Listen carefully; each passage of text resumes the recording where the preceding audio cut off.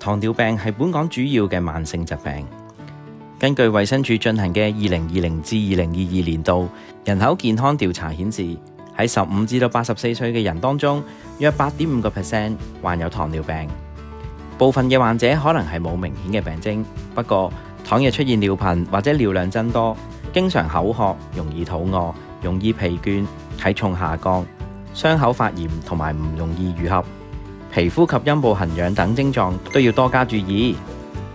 尤其45歲或以上、超重或者肥胖、缺乏運動、有家族遺傳、曾經患妊娠糖尿病或者誕下體重超過4公斤嘅嬰兒、患多囊卵巢綜合症嘅婦女，仲有患有高血壓、血脂或者膽固醇高、有心臟病、中風嘅人士都均屬高危。呢一啲我哋都會建議抽血檢查，確定係咪患有糖尿病。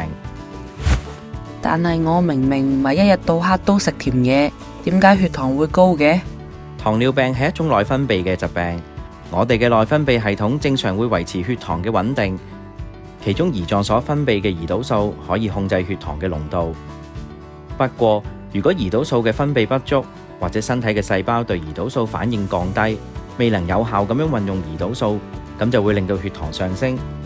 所以唔一定係食過量嘅甜食先至會導致血糖偏高嘅。聽講病情控制得唔好，會糖尿上眼，究竟點樣先可以令血糖穩定啲啊？糖尿病嘅併發症可以分為急性或者慢性嘅兩大類。最常見嘅急性併發症係血糖過高或者過低，嚴重更加可以導致到昏迷。而慢性嘅併發症主要就係由於糖尿病引起嘅血管病變，令到多個器官出現咗問題，就如冠心病、血壓高、腎衰竭、白內障、視網膜病變等。嚴重嘅更加可以導致到失明、中風、組織壞死等。所以糖尿病患者必須要注意控制血糖，並需要定期嘅覆診，以確保病情得到控制及預防併發症嘅出現。另外，除咗做到唔吸煙、唔飲酒，我哋亦都會建議患者多啲做運動，每週最少要有150分鐘嘅中強度體能嘅活動，如緩步跑或者游水等。仲有保持健康嘅飲食習慣，都可以預防同埋控制糖尿病。咁使唔使戒口或者節食呢？其實只要跟足以下6大飲食嘅原則，將血糖控制喺理想嘅水平之內，咁就能夠生活如常。1. 記得保持定時嘅進食，避免長時間空腹。2. 確保每餐包括蔬菜、水果、全穀類、蛋白質同埋健康嘅脂肪。3. 要注意食物嘅分量，避免過量嘅攝取，以免血糖波動。4. 避免含糖嘅飲料。5. 盡量減少食用加工同埋精裝嘅食品，因為呢一啲通常都會含有大量嘅添加糖、鈉，仲有唔健康嘅脂肪，就好似反式脂肪。如果吸收得太多油脂，就會減慢咗胃部排空嘅速度，從而令到血糖下降速度減慢，導致進食大量呢一類嘅食品後血糖會偏高。6.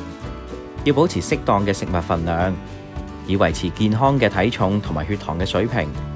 仲有唔好跳餐，以確保血糖嘅穩定，並提供身體所需要嘅營養。我哋亦會建議大家參加慢病共治計劃，只要你係年滿45歲或以上嘅香港居民，冇被確診患有糖尿病或者高血壓，同意登記加入電子健康記錄互通系統，並成為地區康健中心或者康健站嘅會員，就可以獲政府資助進行糖尿病、高血壓篩查同埋治理。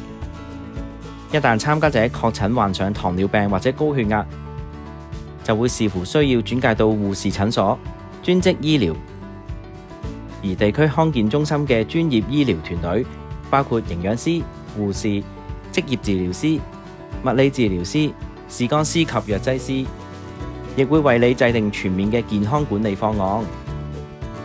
想了解更多慢病共治計劃嘅資訊，可以掃呢一個 QR code 或者登入以下嘅網址。